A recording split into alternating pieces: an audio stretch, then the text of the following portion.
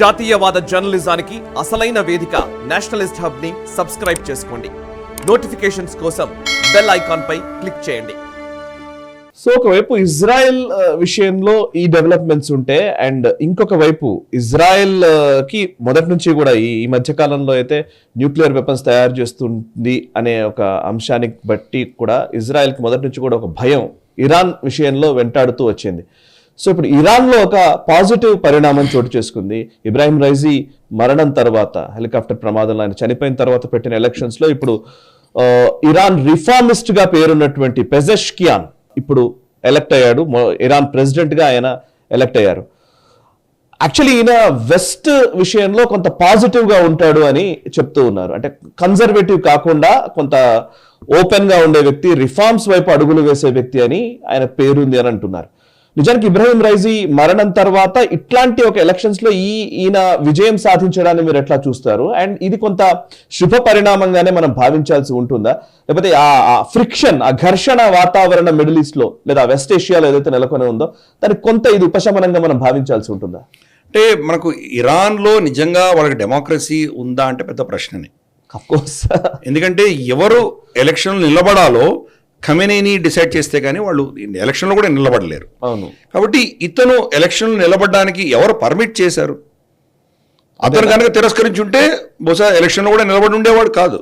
Okay. కాబట్టి అక్కడ ఎవరు గెలిచినా కానీ ఖమేనీకి వాళ్ళు ఒక విధమైనటువంటి విధేయులుగా ఉంటేనే కానీ వాళ్ళు ప్రభుత్వాన్ని నడిపించలేరు.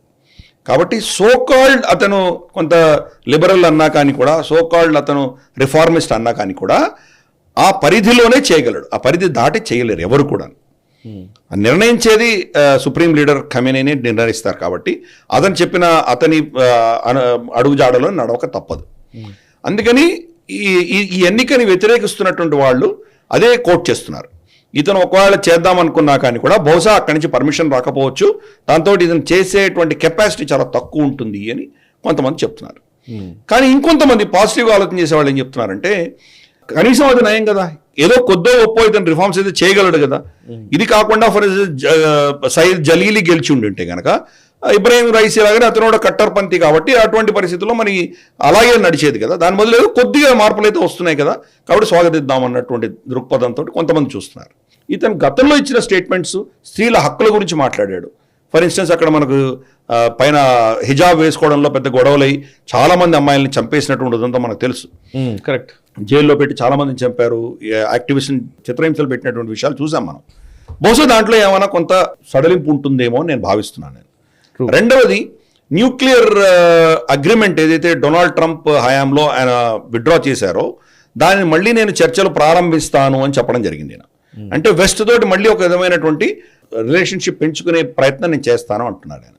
బట్ ఇంతలోపల మరి అక్కడ డొనాల్డ్ ట్రంప్ గెలిచి వస్తే ఆయన ఆలోచన దృక్పథం ఎలా ఉంటుందో కూడా చూడాలి మనం. కానీ వెస్ట్ తోటి ఎంగేజ్ చేయడానికి సిద్ధంగా ఉన్నాడు ఆయన. ఇటువంటి పరిస్థితుల్లో మరి ఇజ్రాయెల్ తోటి మళ్ళీ కయ్యానికి కాలు రువేటువంటి పరిస్థితి అవాయిడ్ చేస్తాడు అని నేను అనుకుంటున్నాను. ఎందుకంటే మళ్ళీ ఇజ్రాయెల్తో యుద్ధం అంటూ జరిగితే కనుక గణనీయంగా నష్టపోయేది ఇరాన్. ఇజ్రాయెల్ దెబ్బతినవచ్చు, కానీ ఇరాన్ కూడా గణనీయంగా దెబ్బతింటుంది. వాళ్ళ ఎకానమీ ఆల్రెడీ చాలా దౌర్భాగ్యమైన పరిస్థితిలో ఉంది, ఇంకా క్షీణించేటువంటి ప్రమాదం ఉంది. కాబట్టి వాళ్ళ ఎకానమీ మీద ఎక్కువ ఫోకస్ పెట్టే ప్రయత్నం ఆయన చేయబోతున్నారని నేను అనుకుంటున్నాను. సరే, రెటారిక్ ఏదైనా ఉంటుంది, యహూదీలను చంపేయాలి, యహూదీలు బతకూడదు ఇలాంటి అరుస్తారేమో, కానీ బహుశా గతంలో ఉన్నటువంటి ఇబ్రాహిం రైసీ ఉన్నప్పుడు ఉన్నటువంటి ఒక విధమైన ఎక్స్ట్రీమ్ భావజాలం బహుశా ఈయన దగ్గర ఉండకపోవచ్చు. కానీ ఈయనకున్న పవర్స్ కూడా చాలా లిమిటెడ్. IRGC ఏదైతే ఉందో, ఇరానియన్ రెవల్యూషనరీ గార్డ్ కోర్ ఏదైతే ఉందో, అది ఖమేనీ కంట్రోల్లోనే ఉంటుంది అది. కాబట్టి హిజ్బుల్లా కావచ్చు, హమాస్ కావచ్చు, హౌతీలు కావచ్చు, వీళ్ళని కంట్రోల్ చేసి వీళ్ళతోటి ఏం చేయించాలో చేయించేది ఖమేనీని. ప్రెసిడెంట్ చేతిలో ఏం ఉండదు అది.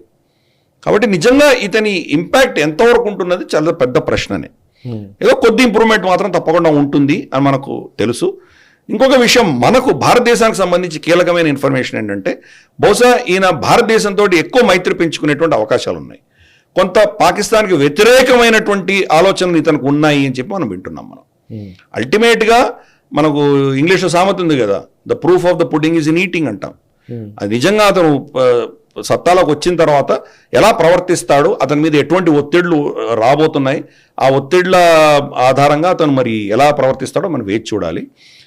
కానీ కొంత ఆశాజనకంగా మాత్రం తప్పకుండా ఉన్నది. భారతదేశం ఇరాన్కి మధ్యలో ఉన్నటువంటి సంబంధాలు మెరుగుపడేటువంటి అవకాశాలు ఉన్నాయి. వెస్ట్తో కూడా అతను ఒక విధమైన సంబంధాలు పెంచే ప్రయత్నం చేస్తారు. ఆ దేశంలోనే ఉన్నటువంటి ఈ ఛాందసవాదంలో కొంత అతను ఊరట కలిగించే ప్రయత్నం కూడా చేస్తారని భావిద్దాం మనం. ఓకే, ఈ వీడియో మీకు నచ్చినట్టయితే లైక్ చేయండి, 10 మందికి షేర్ చేయండి. అలాగే కామెంట్ల రూపంలో మీ అభిప్రాయాలను మాతో పంచుకోండి. Nationalist hub group of channels ను సబ్స్క్రైబ్ చేసుకుని తెలుగునాట జాతీయవాద జర్నలిజాన్ని ప్రోత్సహించండి. ఈ వీడియో కింద ఉన్న బెల్ ఐకాన్ పై క్లిక్ చేయడం మర్చిపోవద్దు.